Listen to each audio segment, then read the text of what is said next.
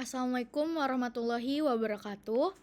Izin memperkenalkan diri, nama saya Atifah Dian Kalista dengan NPM 2317051020. Pada kesempatan kali ini, saya akan menjelaskan mengenai jawaban dari UTP mata kuliah AI yang telah saya buat. Saya sendiri memiliki digit terakhir NPM yaitu genap, sehingga saya mendapat studi kasus clustering. Sesuai dengan soal yang sudah diberikan, pertama, saya akan menjelaskan mengenai topik studi kasus yang saya pilih. Topik studi kasus yang saya pilih adalah clustering, di mana clustering atau pengelompokan adalah proses pengelompokan data berdasarkan kemiripan karakteristik tanpa label kelas. Pada studi kasus ini, kita menggunakan K-mean. Saya menggunakan K-mean sebagai algoritma utama dan dibantu dengan genetic algorithm atau GA untuk mengoptimalkan inisialisasi sentroid awal. Nah, K-mean sendiri itu sangat sensitif terhadap posisi awal sentroid. Oleh karena itu, dengan GA diharapkan solusi awal yang dipilih lebih optimal sehingga kualitas clustering meningkat. Untuk itu, saya mengambil dataset yang saya temukan di Kaggle. Saya mencari dataset ini karena menurut saya sangat masuk di topik yang akan saya pakai. Saya memakai Wine Dataset for Clustering oleh Harry Wang. Nah, jadi dataset ini sendiri berisi mengenai wine, di mana karakteristik wine itu sendiri yang berisi beberapa atribut penting. Di sini ada alkohol, malic acid, ash, alkalinity of ash, magnesium, total phenols, flavonoid, non-flavonoid, proanthocyanins, color intensity, hue, diluted wines, dan proline.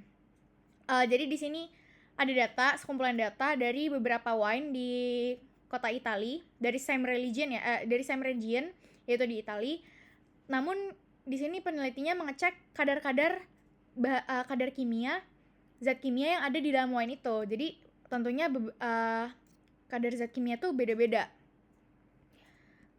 Langsung aja kita masuk ke kodenya. Ini saya udah buat. Di sini untuk importnya dan lain-lain saya akan jelaskan satu persatu, mulai dari penjelasan cara kerja GA-nya sendiri ya.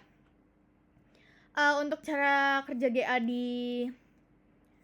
yang di program yang saya gunakan untuk menganalisis wine clustering tersebut, di sini GA itu bekerja sebagai untuk menentukan sentroid awal terbaik dari algoritma K-mean yang akan kita gunakan. Nah, jadi pertama-tama tahapan GA-nya itu ada banyak. Saya akan menjelaskan satu persatu. Pertama, kita yang pastinya harus menginisialisasi populasinya dulu dari data yang udah kita kasih. Selanjutnya, kita evaluasi fitness. Di sini maksud dari evaluasi fitness itu adalah setiap individu itu dinilai menggunakan silhouette score yang mengukur seberapa baik data dikelompokkan. Selanjutnya ada crossover, di mana menggabungkan dua sentroid untuk membuat individu baru. Lanjut di mutasi, di mana kita memodifikasi beberapa sentroid secara acak untuk eksplorasi. Dan lanjut, di sini ada iterasinya. Iterasi ini merupakan proses yang kita lakukan secara berulang hingga generasi yang ditentukan selesai. Lalu solusi terbaik disimpan dan digunakan sebagai inisialisasi sentroid untuk K-means. Jadi dari data-data ini kita pertama yang jelas inisialisasi dulu, lalu kita masuk ke fitness tadi, evaluasi fitness, lalu kita crossover, dimutasi dan diiterasi untuk menemukan hasil terbaik untuk K-means yang akan kita gunakan selanjutnya. Jadi di sini GA hanya untuk mencari sentroid terbaik untuk K-means, algoritma K-means yang akan kita gunakan untuk menyelesaikan studi kasus ini. Lanjut, saya akan menjelaskan secara keseluruhan karena tadi kita udah menjelaskan mengenai GA-nya ya, GA dari program ini. Sekarang kita masuk ke penjelasan keseluruhan kode ini. Pertama-tama yang jelas kita inisialisasi tersebut, inisialisasi terlebih dahulu yang apa aja library yang akan kita gunakan di kode ini. Lanjut kita ke inputin datanya dari Kaggle tersebut. Ya seperti biasa, dari Kaggle kita download, lalu kita masukin ke sini dan kita udah input juga di Drive ya, biar bisa kebaca. Karena kalau pakai URL kadang kurang sesuai gitu, kadang error.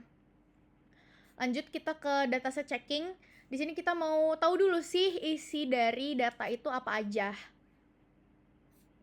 Terus kita lihat juga infonya kayak gimana, apakah dia null atau data type-nya apa. Selanjutnya ke pre-processing data. Kita di sini membaca data dari file dan menghapus kolom quality.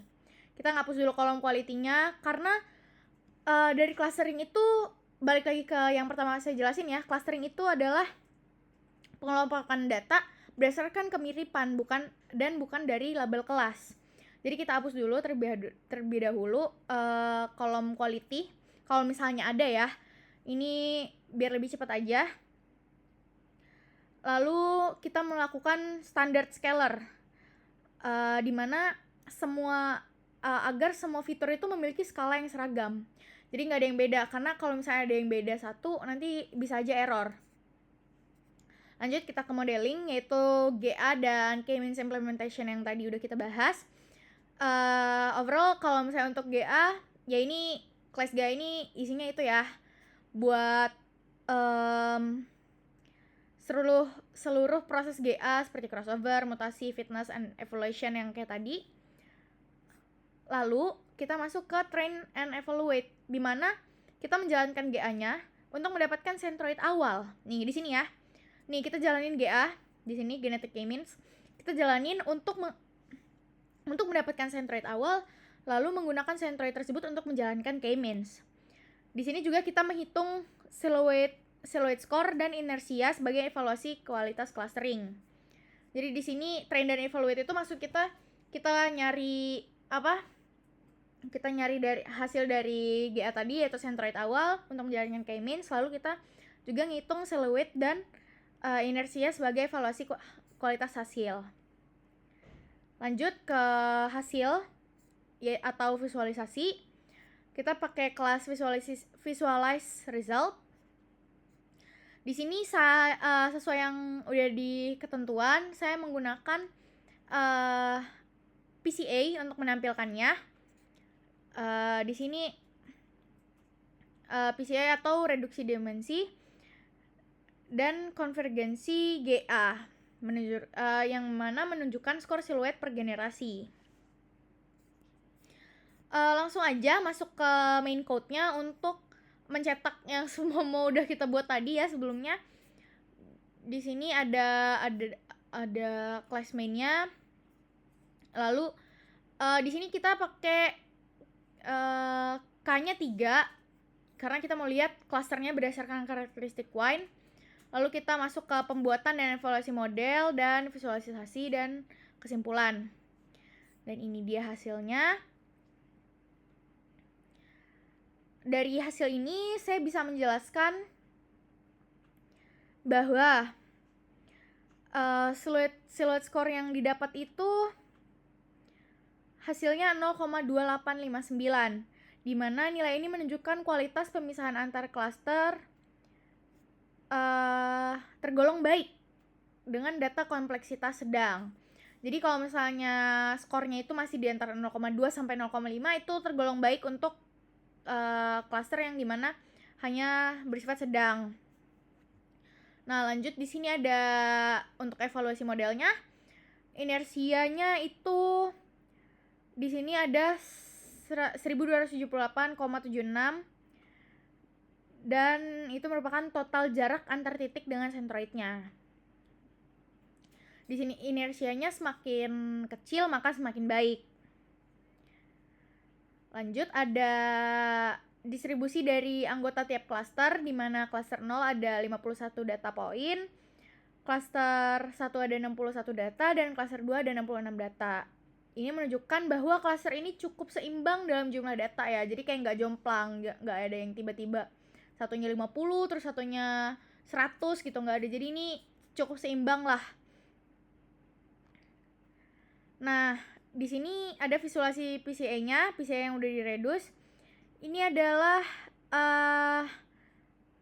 merupakan gambaran dari hasil data yang udah kita analisis sebelumnya menggunakan GA dan algoritma K-means. Jadi saya akan jelaskan sedikit mengenai gambar ini. Untuk setiap titik itu adalah satu data wine. Nah, warna menunjukkan klaster hasil dari K-means setelah dioptimalkan dengan GA. Jadi kita bisa melihat bahwa klaster cukup terpisah satu sama lain dan ada beberapa titik di antara klaster yang bisa jadi borderline, tapi secara umum cukup bagus. Kesimpulannya, ya hasil clustering berhasil memisahkan data ke dalam 3 kelompok dengan baik dalam ruang 2 dimensi hasil reduksi fitur. Selanjutnya ada GA convergence atau silhouette score. Silhouette score-nya kita udah lihat kan tadi 0,2859.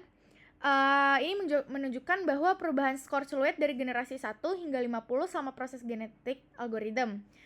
Untuk GA convergence sendiri ya, titiknya tetap datar di sekitar 0,285. Artinya hal ini menunjukkan bahwa populasinya itu udah stabil dan algoritma GA itu tidak banyak melakukan perubahan yang signifikan dari satu generasi ke generasi berikutnya.